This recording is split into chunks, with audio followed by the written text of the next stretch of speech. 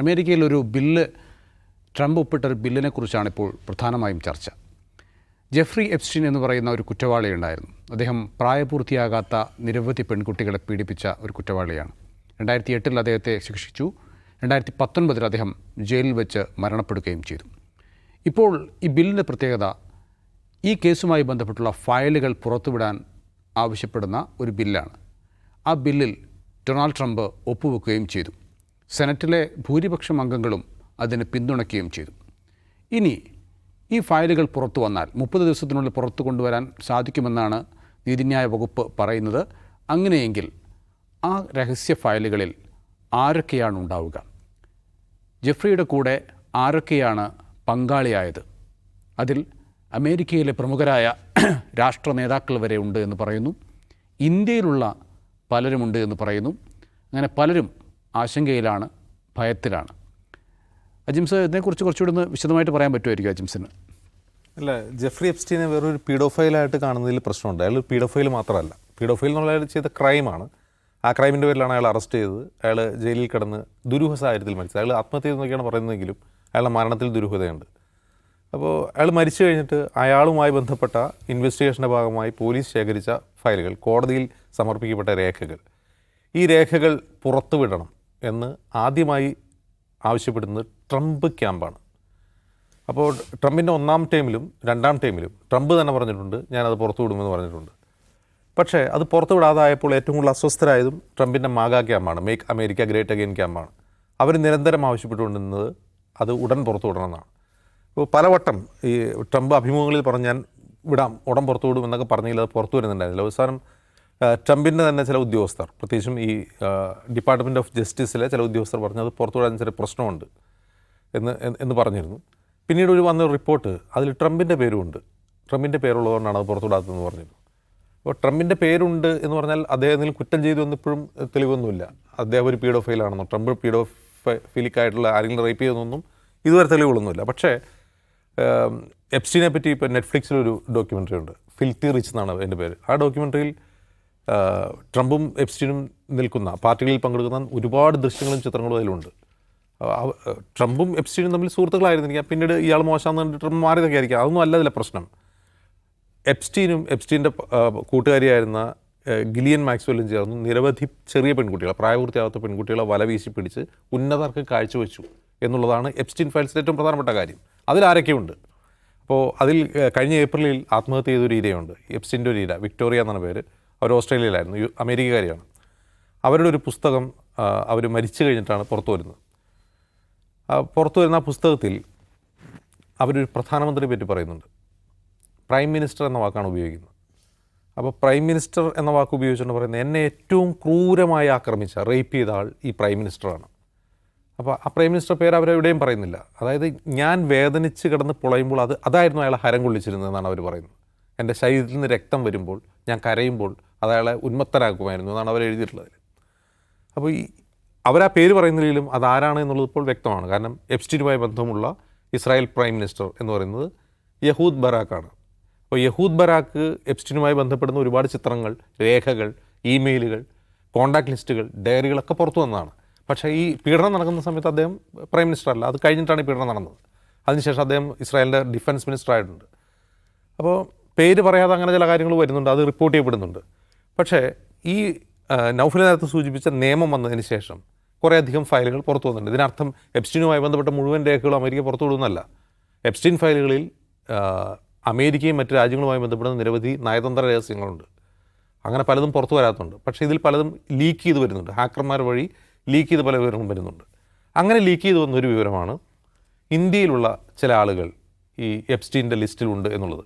അതിലൊരു പ്രധാനപ്പെട്ട കാര്യം, പ്രധാനമന്ത്രി നരേന്ദ്രമോദി കസാഖിസ്ഥാൻ സന്ദർശനം നടത്തുന്ന സമയത്ത് മോദിയുമായി ഒരു മീറ്റപ്പ് സെറ്റ് ചെയ്യണം എന്ന് ആവശ്യപ്പെട്ടുകൊണ്ട് എപ്സ്റ്റീൻ ട്രംപിൻ്റെ അന്നത്തെ വിദേശ സ്റ്റീവ് ബാനോന് അയക്കുന്നൊരു ഇമെയിലാണ്. അപ്പോൾ സ്റ്റീവ് ബാനോനെ സമ്മർദ്ദം ചെലുത്തുകയാണ്. അതായത് മോദിയുമായി നിങ്ങൾ ലിങ്ക് ചെയ്യണം, നിങ്ങൾ ബന്ധം സ്ഥാപിക്കണമെന്ന് പറയുകയാണ്.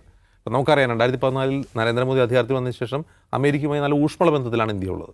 ഇന്ത്യയും അമേരിക്കയും തമ്മിലുള്ള നയതന്ത്ര ബന്ധം വളരെ ഊഷ്മളമാണ്. നിരവധി തവണ ഒരുപക്ഷെ മോദി ഏറ്റവും കൂടുതൽ സന്ദർശനം നടത്തിയിട്ടുള്ളത് രാജ്യവും അമേരിക്കയായിരിക്കും.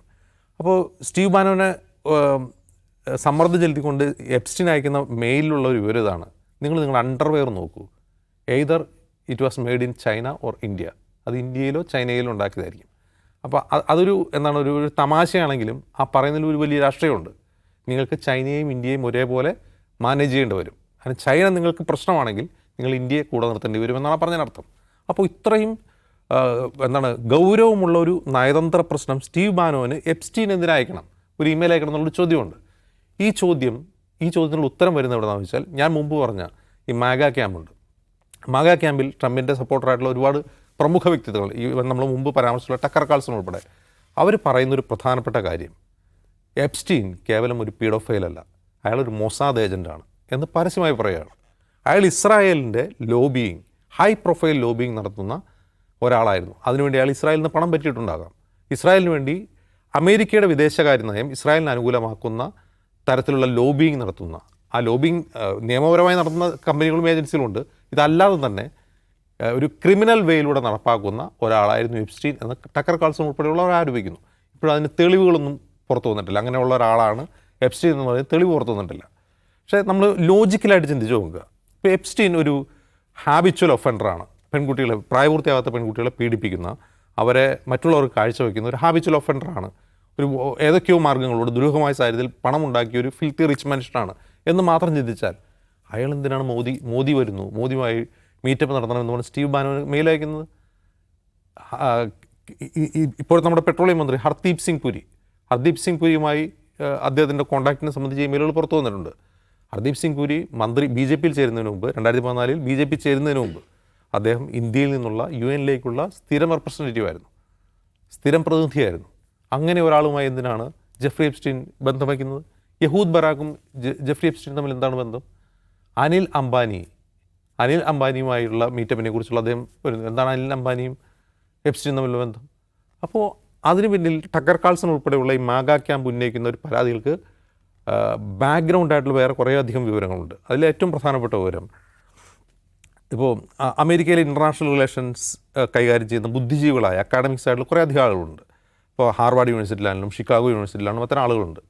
അങ്ങനെ അതിൽ രണ്ട് പേർ അവരുടെ പേര്, ഒന്ന് ഒരാളുടെ പേര് ജോൺ മഷ്റമേസ് എന്നോ മറ്റോ ആണ്, മറ്റേ പേര് സ്റ്റീഫൻ വാൾസ് എന്നാണ്. ഇവർ രണ്ടുപേരും ചേർന്നൊരു പേപ്പർ എഴുതി, ഒരു പ്രബന്ധം. ഈ പ്രബന്ധം എന്താണെന്ന് വെച്ചാൽ, ഇസ്രായേൽ വളഞ്ഞ വഴിയിലൂടെ അമേരിക്കയുടെ വിദേശകാര്യ നയങ്ങളെ സ്വാധീനിക്കുന്നു, അതിനുള്ള തെളിവുകളാണ് അവരൊക്കെ വേണ്ടി തരുന്നത്. അതിൻ്റെ ഏറ്റവും പ്രധാനപ്പെട്ട കാരണം അമേരിക്കയുടെ ഇറാഖ് അധിനിവേശത്തെ തൊട്ടുടനെയായിരുന്നു. അപ്പോൾ അമേരിക്കയുടെ ഇറാഖ് അധിനിവേശം ഒരു തെറ്റായ പരിപാടിയായിരുന്നു. George W. ബുഷ് പിന്നീട് സമ്മതിച്ചിട്ടുണ്ട്, തെറ്റായ ഇൻഫർമേഷൻ്റെ അടിസ്ഥാനത്തിലാണ് അധിനിവേശം നടന്നതെന്നുള്ളത്. അപ്പോൾ യഥാർത്ഥത്തിൽ ഇറാഖിനെ ആക്രമിക്കണം എന്നുള്ളത് ആരുടെ താല്പര്യമായിരുന്നു? അമേരിക്കയുടെ തെറ്റായ ഇൻഫർമേഷൻ്റെ കാര്യത്തിലാണ് ഇറാഖിനെ ആക്രമിച്ചത് എങ്കിൽ ആ ആക്രമണം ആരുടെ താല്പര്യമായിരുന്നു എന്ന് അന്വേഷിക്കുന്ന ഒരു പ്രബന്ധമാണത്.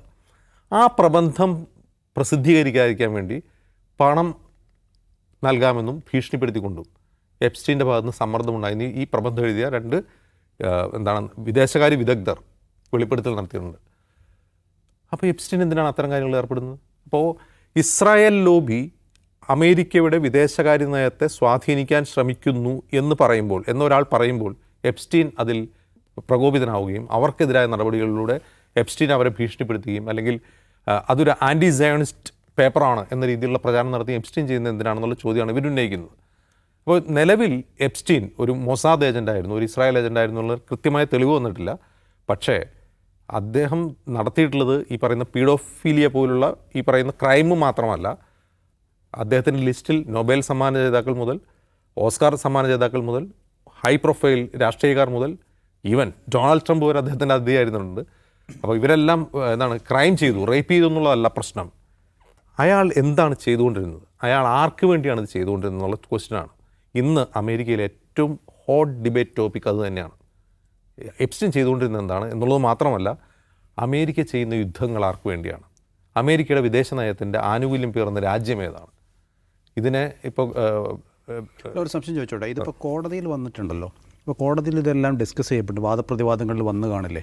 അപ്പോൾ ഇക്കാര്യങ്ങളെക്കുറിച്ചൊന്നും ചർച്ചയുണ്ടായിട്ടുണ്ടാവില്ലേ? കോടതിയിൽ വന്ന കേസ് എന്താണ്? അത് റേപ്പാണ്, പീഡോഫീൽ റേപ്പാണ് വരുന്നത്. അതുമായി ബന്ധപ്പെട്ട കാര്യങ്ങൾ അത് ചർച്ച ചെയ്യുന്നുള്ളൂ. അതുമായി ബന്ധപ്പെട്ട് ശേഖരിച്ച രേഖകളിൽ നിന്നാണ് ഈ പറയുന്ന സാധനങ്ങൾ പുറത്തു വരുന്നത്.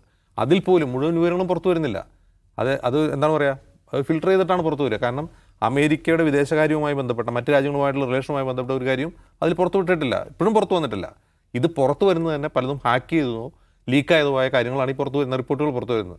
അപ്പോൾ ഇതിനോടുള്ള പ്രതികരണമാണ് പറയുന്നത്. അപ്പോൾ മനസ്സിലാക്കുന്നത് ഈ വരുന്ന മെയിൻ സ്ട്രീം മീഡിയ ഒന്നും അത്ര പിടിച്ചിട്ടുമില്ല, അതിൻ്റെ പുറം കൂടിയിട്ടുമില്ല. പക്ഷേ ഇന്ന് അമേരിക്കയിൽ ഏറ്റവും ഹോട്ടായിട്ടുള്ള, ഇപ്പോൾ മംദാനിയുടെ അത് കഴിഞ്ഞല്ലോ, അത് കഴിഞ്ഞ് ഇപ്പോൾ നിലനിൽക്കുന്ന ഏറ്റവും ഹീറ്റഡ് ഡിബേറ്റ് എന്ന് പറയുന്നത് ഹൂ വാസ് എപ്സ്റ്റീൻ എന്നുള്ളതാണ്. പക്ഷേ അത് അജ്മസ് പറഞ്ഞതനുസരിച്ച് രഹസ്യങ്ങളുടെ വലിയൊരു കടലാണ് മുന്നിൽ കിടക്കുന്നത്. അപ്പോൾ ഇതൊക്കെ വന്നു കഴിഞ്ഞാൽ വലിയ ആശങ്ക ഈ പറയുന്ന നേതാക്കൾക്കൊക്കെ ഉണ്ടാകാനുള്ള സാധ്യതയുണ്ടോ? പക്ഷേ ഇതിനകത്തൊരു പ്രധാനപ്പെട്ട കാര്യമുള്ളത്, ഈ പുറത്തു വരാനുള്ള രേഖകളെക്കുറിച്ച് പൊതുവെ ആൾക്കാർ ചർച്ച ചെയ്യുന്നത് ഇദ്ദേഹത്തിൻ്റെ വലയിൽ വീണിട്ടുള്ള പെൺകുട്ടികൾ ആരാണ്, ആ പെൺകുട്ടികൾ ആർക്കൊക്കെയാണ് കാഴ്ചവെക്കപ്പെട്ടിട്ടുള്ളത്, അതിൽ പ്രധാനികളുണ്ടോ എന്നതാണല്ലോ ഡിസ്കസ് ചെയ്യപ്പെടുന്ന പ്രധാന സംഗതി. ഇപ്പോഴും ആൾക്കാർ ഉറ്റുനോക്കുന്ന അതാണ്. അതിനപ്പുറം ഈ പറഞ്ഞ സംഗതിയുണ്ട്. അപ്പോൾ ഇതിപ്പോൾ പുറത്തു വരുമ്പോൾ നമ്മൾ ഈ ഇദ്ദേഹത്തെക്കുറിച്ച്, ജെഫ്രി എപ്സ്റ്റീനെക്കുറിച്ച് നേരത്തെ ഇവിടെ സംസാരിച്ചിട്ടുണ്ട്. അന്നും നമ്മൾ അദ്ദേഹത്തെക്കുറിച്ച് മനസ്സിലാക്കുകയും പറയാൻ ശ്രമിക്കുകയും ചെയ്യുന്ന കാര്യം അദ്ദേഹം ഒരു ലൈംഗിക കുറ്റവാളിയാണ് എന്നാണ്. പക്ഷേ ഇപ്പം അദ്ദേഹത്തിൻ്റെ പേര് അദ്ദേഹം നരേന്ദ്രമോദിയുമായിട്ടുള്ള കൂടിക്കാഴ്ചയ്ക്ക് അറേഞ്ച് ചെയ്യാൻ ശ്രമിക്കുന്നു, അല്ലെങ്കിൽ ഹർദീപ് സിംഗ് പുരിയുമായി ബന്ധപ്പെട്ട അദ്ദേഹത്തിൻ്റെ അപ്ഡേറ്റ്സ് പുറത്തു വരുന്നു. അദ്ദേഹം ട്രംപിൻ്റെ മുഖ്യ ഉപദേശകരുമായി നടത്തിയിട്ടുള്ള കോൺവെർസേഷൻ്റെ ഡീറ്റെയിൽസ് പുറത്തു വരുന്നു. അപ്പോൾ അദ്ദേഹം കേവലമായ ഒരു കുറ്റവാളി മാത്രമല്ല, അപ്പോൾ അങ്ങനെ കുറ്റവാളിയായ ഒരു സൈക്കോപാത്ത് എന്ന നിലയ്ക്കല്ല അദ്ദേഹത്തെ കാണേണ്ടത്, മറിച്ച് അദ്ദേഹം വലിയ എന്തോ ഏർപ്പാട് നടത്തുന്നതിൻ്റെ ഒരു മറയല്ല, അതിൻ്റെ ഒരു ഉപാധിയായിട്ട് ഈ കുറ്റകൃത്യങ്ങളെ കൊണ്ടുവരുന്ന ഒന്നാണോ. അപ്പോൾ അദ്ദേഹത്തെക്കുറിച്ച് കേൾക്കുന്ന ഒരു പ്രധാനപ്പെട്ട കാര്യം, അദ്ദേഹം ഒന്ന് മൊസാദിൻ്റെ, ഇപ്പം നേരത്തെ പറഞ്ഞല്ലോ മാക്സ്വെല്ലിൻ്റെ കാര്യം പറഞ്ഞു, അവരുടെ പിതാവ് തന്നെ മൊസാദിൻ്റെ ഏജൻറ്റായി പ്രവർത്തിച്ച ആളാണ് എന്ന ഒരു പോയിൻ്റ് അവിടെ ഉണ്ട്.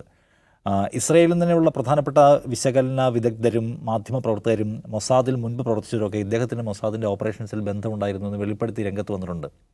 അതിൽ തന്നെ അദ്ദേഹത്തെക്കുറിച്ച് ചൂണ്ടിക്കാണിക്കുന്ന പ്രധാന കാര്യം ബ്ലാക്ക് മെയിൽ ഓപ്പറേഷൻസ് നടത്തുക. ആർക്ക് വേണ്ടി? മൊസാദിന് വേണ്ടി ബ്ലാക്ക് മെയിൽ ഓപ്പറേഷൻസ് നടത്തുക. ഒരാളെ ബ്ലാക്ക് മെയിൽ ചെയ്യാനുള്ള ഏറ്റവും മികച്ച മാർഗ്ഗം എന്താണ്? അതാണ് സ്ത്രീകളുമായി ബന്ധമല്ല, പെൺകുട്ടികളുമായി ബന്ധമുണ്ടാക്കുക.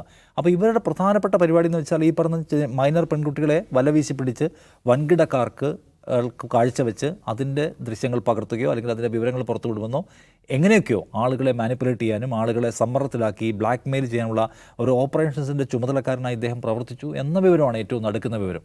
അതിനാണ് നേരത്തെ അജിംസ് പറഞ്ഞതിൻ്റെ എക്സ്റ്റൻഷൻ എന്ന് വെച്ചാൽ അമേരിക്കൻ രാഷ്ട്രീയത്തെ എന്ന് പറഞ്ഞാൽ നമ്മൾ അമേരിക്കയെക്കുറിച്ച് എന്തൊക്കെ പറഞ്ഞാലും സ്ത്രീകളുമായി ബന്ധപ്പെട്ട ഇത്തരം വിവാദങ്ങൾ അമേരിക്കൻ രാഷ്ട്രീയത്തെ ആകമാനം പിടിച്ചു കുലുക്കിയിട്ടുണ്ട്. ആളുകളുടെ അധികാര നഷ്ടത്തിലേക്ക് പോയിട്ടുണ്ട്. ഇപ്പോൾ ബിൽ ക്ലിൻ്റൻ്റെ കാലം മുതൽ നമുക്ക് ഇങ്ങോട്ട് അറിയാം, ഇപ്പോഴും ട്രംപുമായി ബന്ധപ്പെട്ട എന്ത് വിവരം ഈ കാര്യത്തിൽ പുറത്തു വരുമെന്ന് എല്ലാവരും ഉറ്റുനോക്കിക്കൊണ്ടിരിക്കുകയാണ്. ട്രംപിന് പോലും അതിനെക്കുറിച്ച് ഭയപ്പാടുണ്ട്. ട്രംപിൻ്റെ ഇത്തരം ഇടപാടുകളുടെ വിശദാംശങ്ങൾ വിദേശ രാജ്യങ്ങളിലെ ഭരണാധികാരികൾക്ക് അറിയാം എന്ന ഒരു കഥ പോലും ഇവിടെയുണ്ട്. എന്തുകൊണ്ടാണ് റഷ്യയുമായി ട്രംപ് പലപ്പോഴും കോർക്കാൻ മടി കാണിക്കുന്നതിനെക്കുറിച്ചുള്ള ചോദ്യത്തിന് പോലും പലതരത്തിലുള്ള സിദ്ധാന്തങ്ങൾ ഇവിടെയുണ്ട്. അപ്പോൾ എല്ലാ രാഷ്ട്രീയ നേതാക്കളും, അത് അമേരിക്കൻ ലീഡേഴ്സായ പോലും ഭയപ്പെടുന്ന ഒരു സംഗതിയാണ് പുറത്തു വരാൻ പോകുന്ന ഈ കാര്യങ്ങൾ. സോ ഇത് അമേരിക്കയുടെ പോളിസിയെ ഡിസൈഡ് ചെയ്യുന്നതിൽ, അമേരിക്കയെ കൊണ്ട് യുദ്ധം ചെയ്യിക്കുന്നതിൽ, അമേരിക്കയെ കൊണ്ട് ഫണ്ട് ഇറക്കിക്കുന്നതിലെല്ലാം ഇത്തരം ബ്ലാക്ക് മെയിൽ ഓപ്പറേഷൻസ് പ്രധാനപ്പെട്ട പങ്ക് വഹിച്ചിരുന്നോ എന്ന് പറയുന്ന ഗൗരവമായൊരു ചോദ്യം അവിടെ ഉയർന്നു വന്നിരിക്കുകയാണ്. അപ്പോൾ അതിലേക്ക് എന്തുമാത്രം ഇത് എക്സ്പോസ് ചെയ്യപ്പെടും, വെളിച്ചം വിശ്വം ചോദിച്ചാൽ അതിനുള്ള സാധ്യത തുലവും തുച്ഛമാണ്. കാരണം അമേരിക്കയുടെ അഡ്മിനിസ്ട്രേഷനുമായി ബന്ധപ്പെട്ടതും അമേരിക്കയുടെ വിദേശകാര്യ നയവുമായി ബന്ധപ്പെട്ടതും അമേരിക്ക ഇസ്രായേൽ ബന്ധവുമായി ബന്ധപ്പെട്ടതൊക്കെ ആയിട്ടുള്ള വിവരങ്ങളാണ് വരികയാണെങ്കിൽ പുറത്തു വരേണ്ടത്. അവയൊന്നും പുറത്തു വരുമെന്ന് വിചാരിക്കാൻ നിവൃത്തിയില്ല. പക്ഷേ ഈ സംഗതികൾ, ഈ ഡിബേറ്റ് അമേരിക്കക്കാരെ കൂടുതൽ ഉത്സാഹഭരിതരാക്കിയിരിക്കുന്നു. സത്യത്തിൽ ആരൊക്കെയാണ് ഈ കുടുക്കിൽപ്പെട്ടിരിക്കുന്നത്, അതിന് നമ്മൾ അമേരിക്കൻസ് എന്ന നിലയ്ക്ക് നമ്മൾ പേ ചെയ്തിട്ടുള്ളത് എന്തുമാത്രമാണ് എന്നുള്ള ചിന്ത ആളുകൾക്കിടയിൽ ഉണ്ടായിട്ടുണ്ട്. ഇപ്പോൾ ഇന്ത്യ അടക്കമുള്ള രാജ്യങ്ങളെ അടക്കം എങ്ങനെയൊക്കെ ഇസ്രായേലിന് താല്പര്യത്തിന് അനുകൂലമായി, ഇസ്രായേൽ താല്പര്യത്തെ മുൻനിർത്തിക്കൊണ്ടാണ് മോദിയായിട്ടുള്ള മീറ്റിംഗ് അറേഞ്ചിനെക്കുറിച്ച് അദ്ദേഹം പറയുന്നത്. സോ അത് ഒരു ഇസ്രായേലി ഓപ്പറേറ്റർ എന്ന് പറയുന്ന മനുഷ്യനായിരുന്നു ഇയാൾ കുറ്റവാളി മാത്രമല്ല, അയാളുടെ കുറ്റകൃത്യങ്ങൾ പലപ്പോഴും അയാൾക്ക് വേണ്ടി പോലും ആയിരുന്നില്ല എന്നതിൻ്റെ വലിയ സൂചന തരുന്നു. പക്ഷേ എന്തുമാത്രം എക്സ്പോസ്ഡ് ആവുമെന്ന് നമുക്ക് പറയാൻ പറ്റില്ല. ഏറെക്കാലമായി പറഞ്ഞുകൊണ്ടിരുന്ന ഒരു കാര്യം, അമേരിക്കയെ നയിക്കുന്നതും നിർണ്ണയിക്കുന്നതും അമേരിക്കയിൽ കാര്യങ്ങൾ പോളിസി ഡിസൈഡ് ചെയ്യുന്നതും എക്സ്റ്റേണൽ ഫോഴ്സസ് ആണെന്ന കാര്യം കൂടുതൽ ഉറപ്പിക്കുന്നുണ്ടെന്ന് തോന്നിയത്.